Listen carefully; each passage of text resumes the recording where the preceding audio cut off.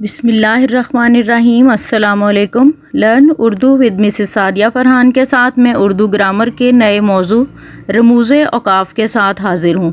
अक्सर इसको हम रमूज़ो औकाफ भी कहते हैं, जो कि गलत है। सही लफ्ज़ है रमूज़े औकाफ। आज मैं सिर्फ़ उन रमूज़े औकाफ का ज़िक्र कर रही हूँ जो ज़्यादा इस्तेमाल होते हैं। रमूज़ रम्ज़ की जमा है जिसके मानी है अलामात या निशान, और औकाफ वक्फ़ की जमा है जिसके मानी है ठहरना, रुकना या वक्फ़ा करना। औकाफ उन अलामात को कहा जाता है जो एक जुमले को दूसरे जुमले से, किसी एक हिस्से को दूसरे हिस्से से, या अल्फाज में तफरीक और फ़र्क बताने के लिए या अलहदा करने के लिए इस्तेमाल होती हैं। इन औकाफ की मदद से हम जुमला के असल मफ़हूम की वजाहत और समझ बूझ हासिल करने में कामयाब हो जाते हैं, और फिर किसी तरह का शक व शुबा भी पैदा नहीं होता।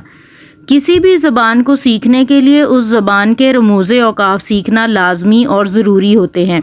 अगर उनका सही इल्म ना हो या उनका दुरुस्त इस्तेमाल ना आता हो तो मफ़हूम बिल्कुल बदल कर रह जाता है।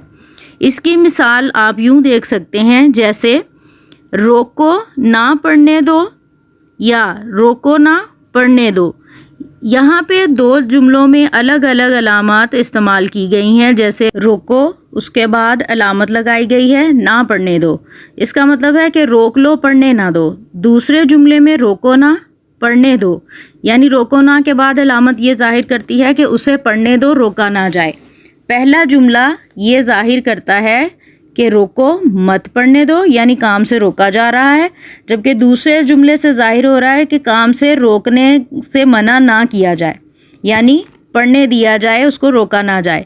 बज़ाहिर ये सिर्फ़ एक मामूली सी अलामत है, लेकिन गलत इस्तेमाल से सारे जुमले का मफ़हूम बदल गया है। तो इससे जाहिर हुआ है कि रमूज़े औकाफ का जानना किस कदर ज़रूरी है। तो आए देखते हैं कि ये अलामात कौन कौन सी हैं और इनका इस्तेमाल कहाँ कहाँ किया जाता है। सबसे पहली अलामत है सकता। ये छोटा ठहराव कहलाता है। इसको इस्तेमाल करने से किसी जुमले या इबारत की बहुत उम्दा तरीके से वजाहत हो जाती है। इसकी मिसाल यही जुमला रोको मत पढ़ने दो और रोको मत पढ़ने दो है। इन जुमलों ने सकता की अहमियत को तो वाज़े कर ही दिया है। अब देखते हैं कि ये अलामत कहाँ कहाँ इस्तेमाल की जाती है या की जानी चाहिए। मुख्तलिफ नामों को अलग अलग करने के लिए, बहुत सारी एक जैसी चीज़ों को अलग अलग करने के लिए इस अलामत को इस्तेमाल किया जाता है, यानी मुख्तलिफ अस्मा में फ़र्क बताने के लिए या उनको अलहदा करने के लिए, या जुमले के किसी हिस्से को दूसरे हिस्से से अगर अलग करना मकसूद हो तो ये अलामत इस्तेमाल होती है। मसलन बादशाही मस्जिद, मकबरा जहांगीर और अजायब घर तारीख़ी इमारत हैं। अम्मी बाज़ार से आम, केले, आड़ू और अमरूद लाईं। ए माओ, बहनों, बेटियों, कौमों की इज़्ज़त तुमसे है। वो छड़ी हाथ में लिए निकल खड़ा है। अमूमन बच्चे इस अलामत को उर्दू अल्फाज में सही अंदाज में नहीं लगाते। ये मुख्तलिफ अल्फाज के दरमियान में उल्टी पेश की सूरत में लगाई जाती है। इसके बाद वक्फ़ा की बात करते हैं। जब सकता से थोड़ा ज़्यादा ठहरना हो तो वक्फ़ा की अलामत इस्तेमाल होती है, जबकि हम हर जगह सकता ही की अलामत को इस्तेमाल करते रहते हैं। जबकि जुमले की तवालत के पेश नज़र इसको अलहदा करने और इसकी वजाहत करने या जुमले के किसी ख़ास हिस्से पर ताकीद करना अगर मकसूद हो, या फिर जहाँ हम वरना, इसलिए, लिहाजा, अगरचे, चुनाचे जैसे रब्त पैदा करने वाले अल्फाज इस्तेमाल करते हैं, तो ज़हन को थोड़ा सा सुकून देने के लिए इस अलामत को इस्तेमाल किया जाता है। अब हम इसकी वजाहत के लिए कुछ मज़ीद मिसालें देख लेते हैं। रोको मत पढ़ने दो, यहाँ पे वक्फ़ा की अलामत है, क्योंकि ये छोटे छोटे दो जुमले हैं जिनको अलग से वजाहत के लिए पेश किया जा रहा है। इसके बाद है अंगूर सेहतमंद ग़िज़ा है, ये ताकत बख्शता है। नंबर 3 पे है ख़त्मा। ये अलामत अमूमन किसी जुमले के ख़त्म होने पर लगाई जाती है, जिसका मतलब ये है कि बात मुकम्मल हो गई है या जुमला पूरा हो चुका है, या फिर मुख्तलिफ मुखफ़फ़ हरूफ के दरमियान में ये अलामत इस्तेमाल होती है। मसलन मैंने खाना खा लिया है, वो जा चुका है, MBBS مختلف حروف جو پڑھنے میں طویل ہوتے ہیں ہم ان کا مخفف یعنی مختصر کر لیتے ہیں، تو ان کو علیحدہ علیحدہ بتانے کے لیے ان کے درمیان میں یہ علامت لگائی جاتی ہے۔ اس کے بعد آتے ہیں اپنی اگلی علامت، سوالیہ علامت، جس کو استفہامیہ بھی کہا جاتا ہے۔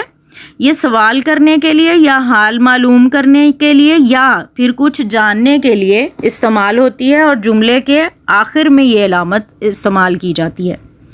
عزیز طلبہ، یہاں میں سوالیہ جملوں کی نشاندہی کے لیے کچھ مزید معلومات بھی دینا چاہتی ہوں، کیونکہ اکثر سوالیہ جملے کی نشاندہی کے لیے ہم سمجھتے ہیں کہ اگر کب، کیسے، کیا، کیوں، کب، کہاں، کس لیے وغیرہ کے الفاظ ہی استعمال ہوں تو ہم سمجھتے ہیں کہ یہ سوالیہ جملوں کی پہچان ہے، جس میں کچھ پوچھنا یا معلوم کرنا مقصود ہوتا ہے، تو یہ الفاظ ہم استعمال کرتے ہیں۔ اور عموماً بچے لکھتے وقت ایسے الفاظ میں یہ جملے جو ہیں جن میں یہ لفظ استعمال ہوتے ہیں سمجھ لیتے ہیں کہ یہ سوالیہ جملہ ہے، یعنی ان کی پہچان کے لیے اگر یہ لفظ ہوں تو وہ پہچان لیتے ہیں کہ یہ چونکہ سوالیہ جملہ ہے تو ہم نے سوالیہ علامت لگانی ہے، تو پھر آخر میں وہ سوالیہ علامت لگا دیتے ہیں۔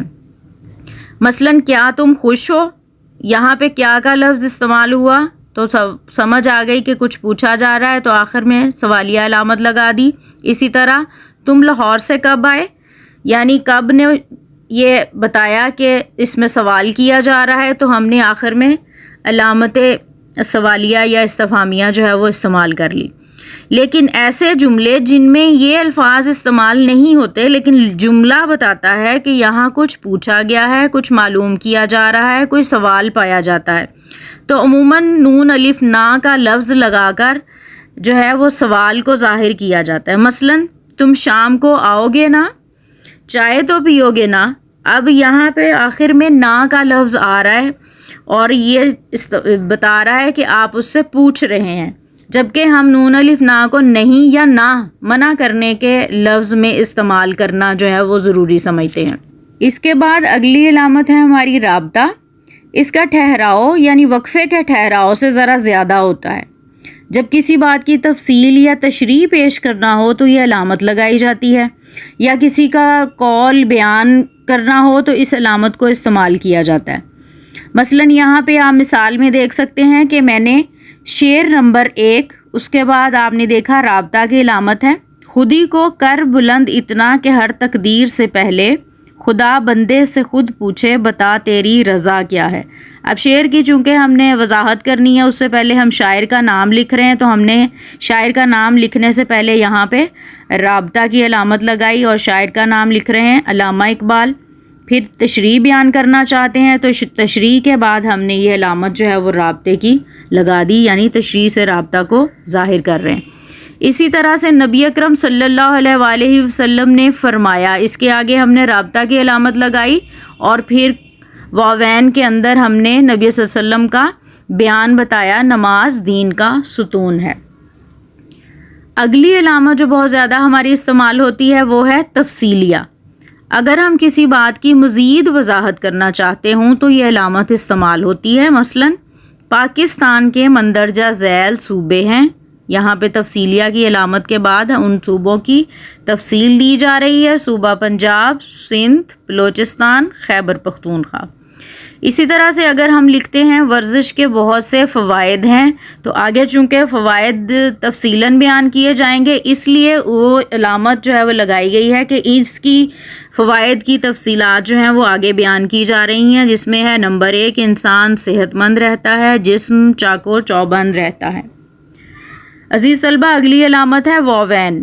یہ علامت کسی کے قول کو ہو بہو لکھتے وقت استعمال کی جاتی ہے۔ مثلاً آپ صلی اللہ علیہ وآلہ وسلم نے فرمایا، تم میں سے بہتر وہ ہے جو علم سیکھے اور سکھائے۔ آپ نے دیکھا یہاں پہ 2 علامات ہم استعمال کر رہے ہیں، فرمایا کے بعد ہم رابطہ کی علامت استعمال کر رہے ہیں، اور جو آپ صلی اللہ علیہ وسلم کا قول ہے اس کو ہم نے واوین کے اندر لکھا ہے۔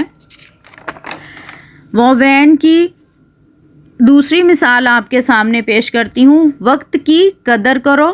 واوین میں ہے گیا وقت پھر ہاتھ آتا نہیں، یعنی کوئی کہاوت بیان کی جا رہی ہے جس کو پھر واوین میں لکھا جاتا ہے۔ عام طور پہ شروع کرتے وقت کسی کا بیان جو ہے وہ یہ واوین کی علامت استعمال ہوتی ہے. پھر جب آپ کا وہ بیان ختم ہو جاتا ہے تو بھی یہ علامت استعمال کی جاتی ہے. تو اکثر بچے یہ غلط علامت لگا دیتے ہیں. یہاں پہ 2 پیش جو ہیں وہ لگائی جاتی ہیں شروع کرتے وقت اور 2 الٹی پیش ختم کرتے وقت لگائی جاتی ہیں. اس کے بعد اب ہم بات کریں گے ندائیہ یا فجائیہ علامت، جس کو علامت ندا بھی کہا جاتا ہے. کسی کو آواز دینا یا پکارنا مقصود ہو یا کسی جذبے کا اظہار کرنا ہو تو ہم یہ علامت استعمال کرتے ہیں. مثلاً پیارے ابا جان، السلام علیکم، جناب عالی، صدر ذی وقار.